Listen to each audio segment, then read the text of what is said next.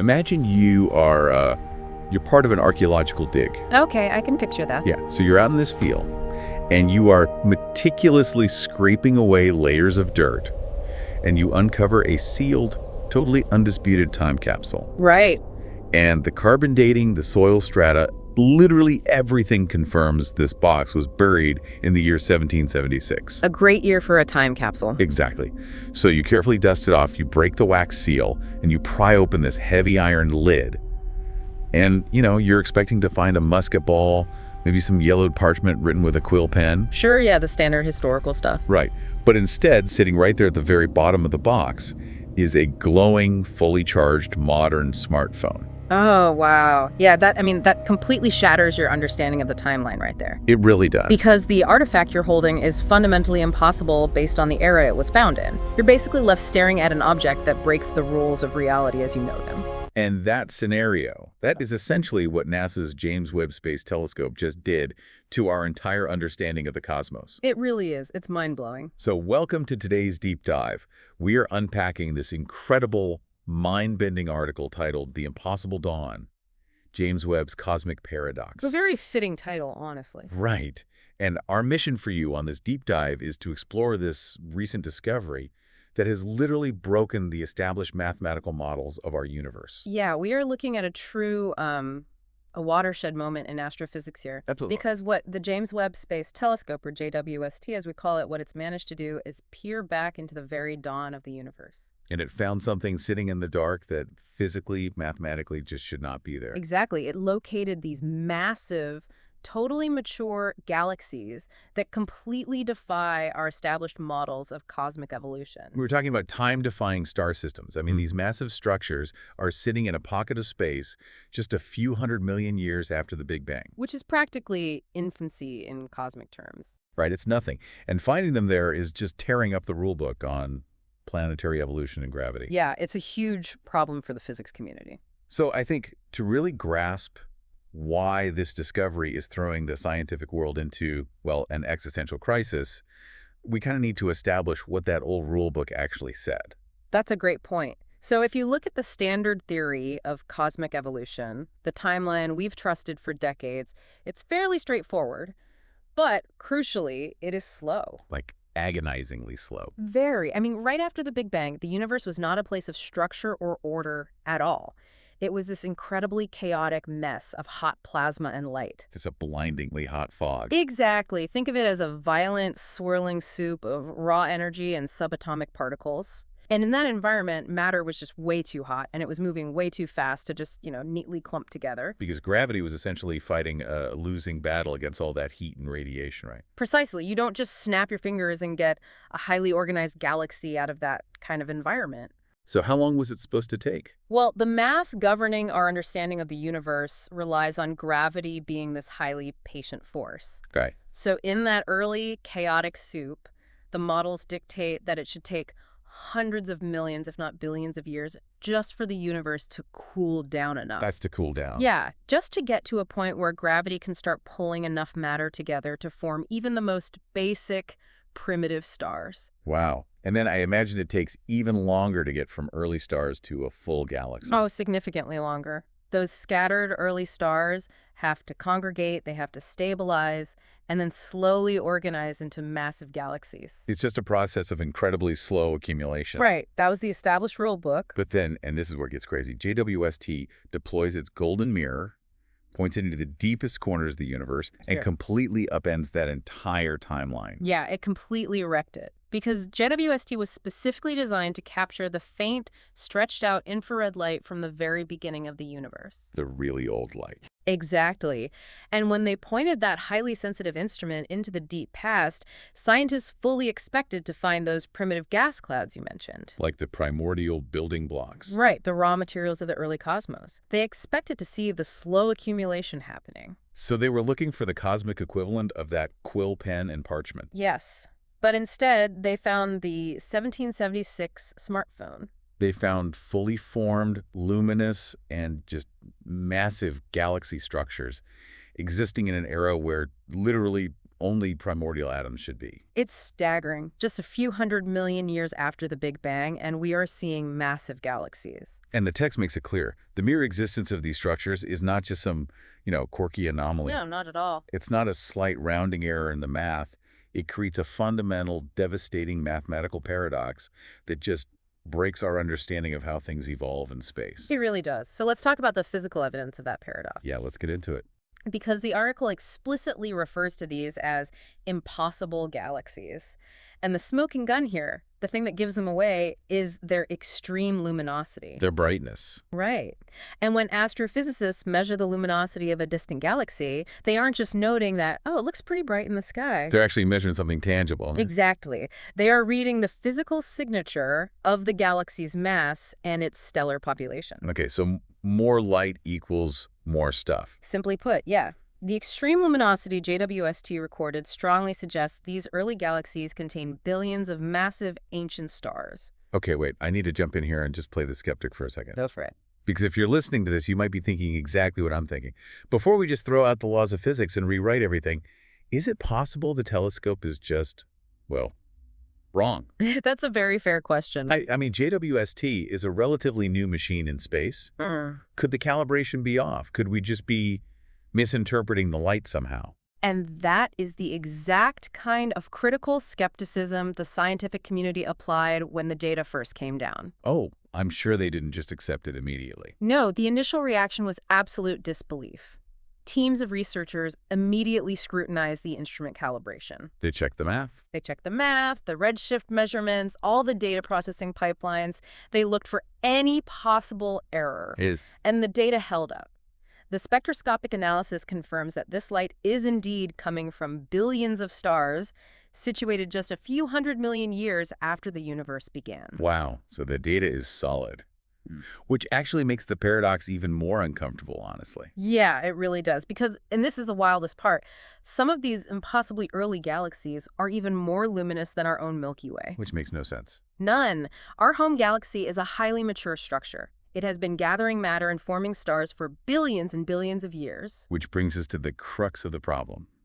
If the Milky Way took billions of years to slowly evolve, gather dust, and get as bright as it is today, right, how can something a fraction of its age completely outshine it? It's baffling. It really is like, okay, it's like a toddler walking up to you and handing you a professional resume that is longer and more distinguished than a retired CEO's. That is a perfect analogy. It completely defies logic. It forces you to ask, how is this physically possible? Well, it forces an unavoidable reckoning. If we trust the telescope data, and we do, then something is deeply, fundamentally broken in how we understand reality. So what are our options? The article lays out two stark, unavoidable options for how we resolve this devastating paradox. Okay, lay them on me. Option 1. The Big Bang happened much, much earlier than we ever calculated. Wait, really? Meaning the entire timeline of the universe is just wrong? Yep. We would have to push the starting line way back. So the universe would have to be vastly older than we thought, just to give these massive galaxies the billions of years they mathematically require to form under the standard rules of gravity. Exactly.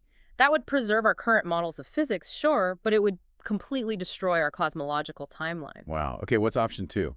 Well, option 2 is, if our timing of the Big Bang is actually correct, if the universe really is only as old as we think it is, then the physical rules governing how galaxies are born are entirely wrong. Oh, man.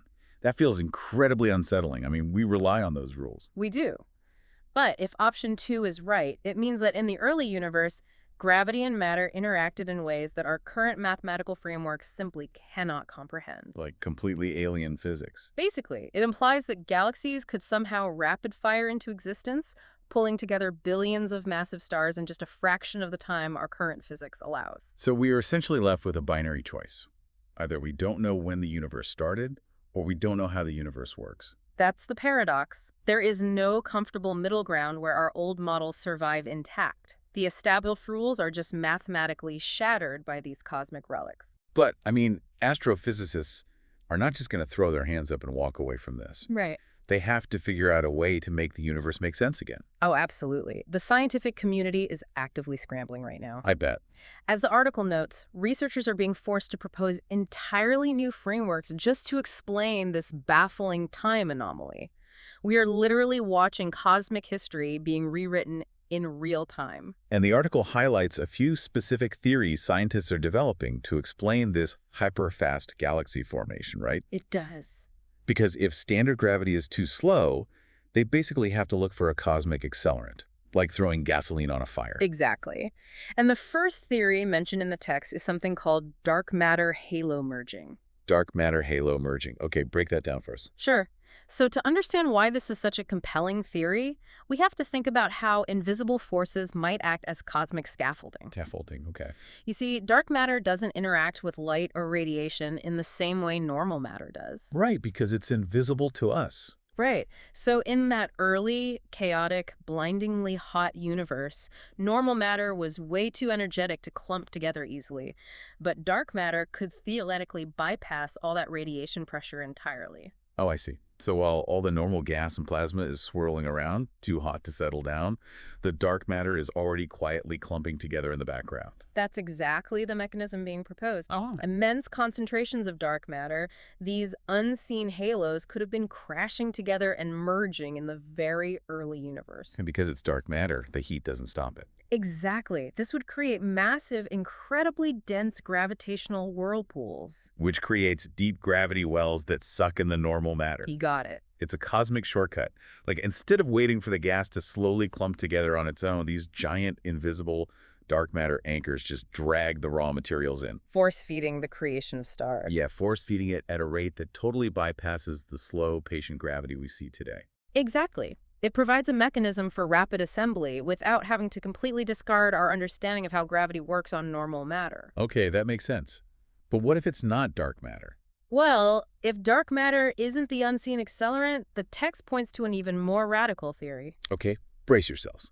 Modified laws of gravity. Modified laws of gravity. That concept is just wild to think about. I mean, we treat gravity as an absolute constant, right? We do. We assume the rules governing gravitational attraction are exactly the same everywhere in the universe and at every point in time. If I drop an apple here, or on Mars, or 1 billion years ago, gravity is gravity. But this paradox is forcing physicists to ask if that assumption is a massive blind spot.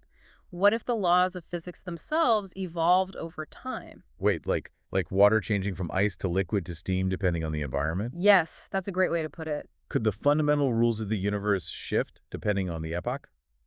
The theory suggests exactly that gravity might have operated under entirely different parameters in the primordial universe. That's insane. Maybe at higher densities or in the specific energetic conditions of the early cosmos, gravity was fundamentally stronger. Or it acted over different scales. Right, allowing massive stellar structures to just snap together incredibly fast. That feels like we have just sailed right off the edge of the scientific map. Here there be dragons. We absolutely have, and it's thrilling.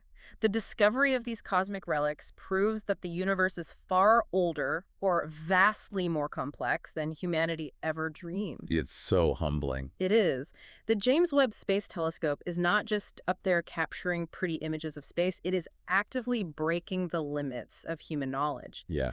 The article actually captures this beautifully. It states that the telescope is forcing us to listen to the void where history began. Listen to the void where history began. That's a great quote. It really is. And it requires a tremendous amount of humility, to look at the data and just admit that our textbook timeline is broken. Well, nature has zero obligation to conform to our mathematical models. That is very true. If our equations dictate that a massive galaxy cannot exist 300 million years after the Big Bang, and the universe places one right in front of our telescope anyway, well, the universe isn't wrong. Our equations are. Exactly. Let's pull all of this together for you listening, because the scale of this paradigm shift is just massive. It really is. We started this deep dive looking at a timeline-breaking discovery.